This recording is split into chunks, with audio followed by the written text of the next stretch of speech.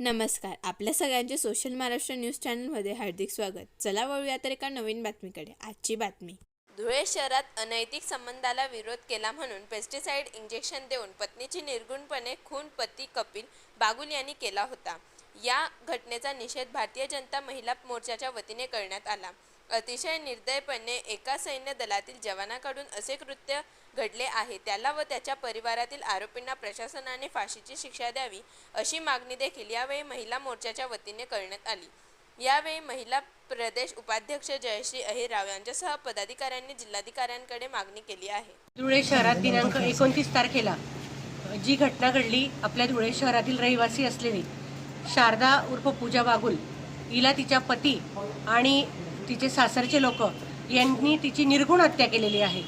ही हत्या जी केलेली आहे यात पूजाला, शारदाला पेस्टिसाइडचं इंजेक्शन देऊन त्या ठिकाणी तिच्या मरणाची वाट हे लोक बघत होते. आणि त्या संदर्भात ज्यावेळेस शारदाचा भाऊ हा पोलीस स्टेशनला गेला तर त्यावेळेस लगेच पोलिसांनी तातडीने त्याची दखल घेतली आणि त्या संदर्भातले जे जे आरोपी होते त्या आरोपींना अटक केलेली आहे. त्यात कपिल बागुल असेल, पूजाची सासू असेल, सासरे, नणंद आणि त्याची प्रेयसी, ही जी घटना घडलेली आहे तर ही घटना एक पेस्टिसाइडचं इंजेक्शन दिल्यानंतर पूजाची मृत्यूची वाट हा तिचा नवरा समोर बसून बघत होता आणि पूजाच्या मरणाची वाट तिची सासू देखील बाहेर वाट पाहत होती. इतकी निर्घृण हत्या पूजाची करण्यात आलेली आहे. ही जी घटना घडलेली आहे तर एका अनैतिक संबंधातून तसेच हुंड्यासाठी नेहमी वारंवार मागणी या माध्यमातून ही घटना घडलेली आहे.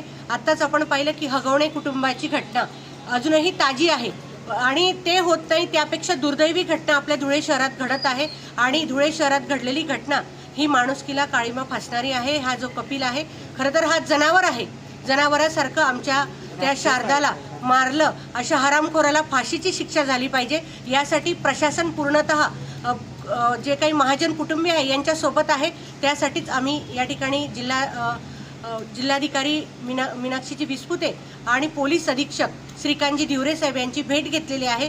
त्या संदर्भात भेट घेऊन खरं तर आदरणीय मुख्यमंत्री देवेंद्र भाऊ फडणवीस आपण बघत आहात की महिलांच्या बाजूने नेहमीच उभे असताना दिसत आहेत आणि उभे राहिल्यानंतर महिलांना न्याय देण्यासाठी ते प्रयत्न करत आहेत.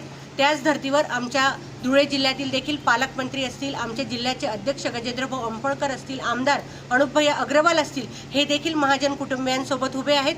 आणि नुकतंच ज्यावेळेस ही घटना आपल्या इलेक्ट्रॉनिक्स मीडियाच्या माध्यमातून आमच्या प्रदेशाध्यक्ष सौ चित्राताई वाघ यांच्यापर्यंत गेली त्यावेळेस चित्राताईंनी देखील तातडीने त्याची दखल घेतलेली आहे आणि त्या कुटुंबियांपर्यंत आम्ही भेटून देखील आलेलो आहोत भडगावला. आणि ह्या कुटुंबियांना नक्कीच त्या ठिकाणी फाशीची शिक्षा ही प्रशासनाच्या वतीने केली जाणार आहे. या कुटुंबियांसोबत, महाजन कुटुंबियांसोबत पूर्ण धुळे जिल्हा आणि आमचे सर्व भारतीय जनता पार्टीचे पदाधिकारी आम्ही त्यांच्यासोबत आहोत. पूजाला जोपर्यंत न्याय मिळत नाही तोपर्यंत आम्ही स्वस्थ बसणार नाही. पूजाला न्याय मिळवण्यासाठी आम्ही सर्वांपर्यंत पोहोचणार आहोत आणि पूजाला नक्कीच न्याय मिळेल ही आम्हाला खात्री आहे. बातमी आवडल्यास चॅनलला लाईक व सबस्क्राईब करा व दररोज अशा नवनवीन बातम्या पाहण्यासाठी चॅनलला फॉलो करा. धन्यवाद.